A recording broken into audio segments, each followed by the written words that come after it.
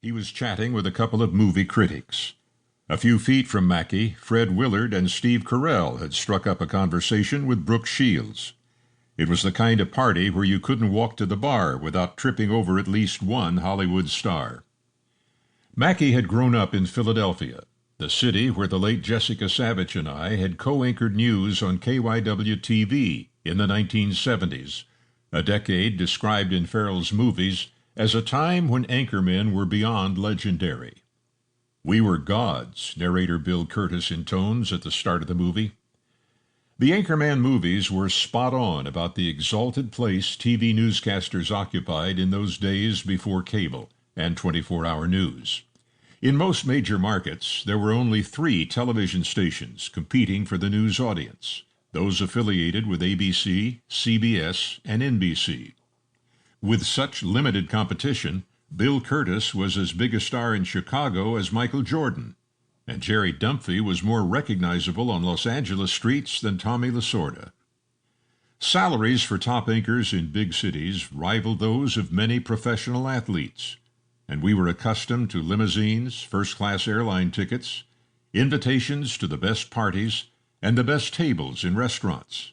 For the anchormen, and in those days nearly all of them were men, there was always a gaggle of female admirers or groupies, and we were constantly approached by autograph seekers.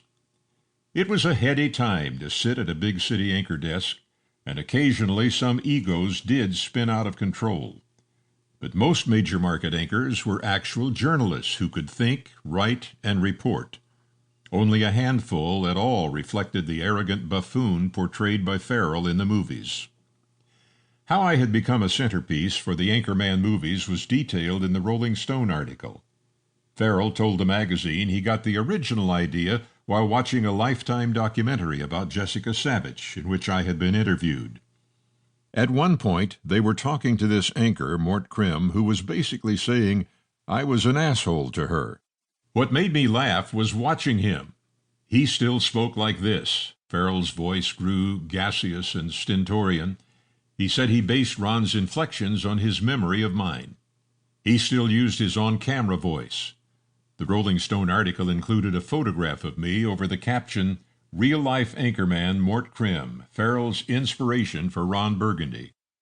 Will apparently thought I had one voice for doing interviews or describing space launches, and another for ordering ham sandwiches or reading stories to my grandkids. I have been blessed with a good set of pipes, and Will wasn't the first person to parody my voice. When my current wife Renee and I started dating, her son Randy answered the phone one day and in a mocking basso voice said, "Mom, the voice of God is on the phone." Ferrell thought the tension that had initially existed between Jessica and me could be developed into a satire about local TV anchors. Mackey then dug up old videotapes of our newscasts on KYW-TV for Ferrell to review. That is how Mort Crim and Jessica Savage morphed into Ron Burgundy and Veronica Corningstone. Shortly after the second movie was released, a friend said, "Mort, why don't you write a book and tell the real Anchorman story?"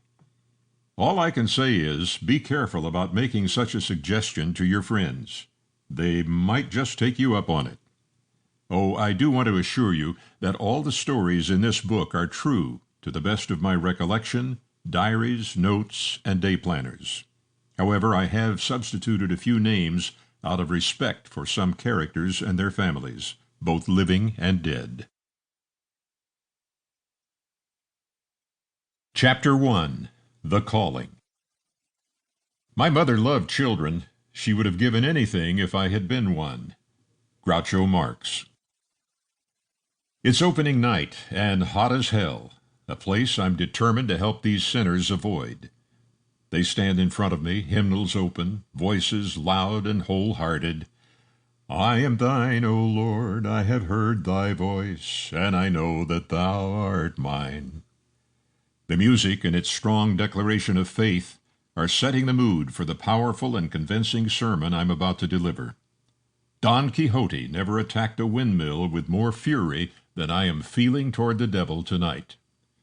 The small church has no organ and no choir. There is no carpet on the floor, no padding on the long oak pews, no drape on the unadorned...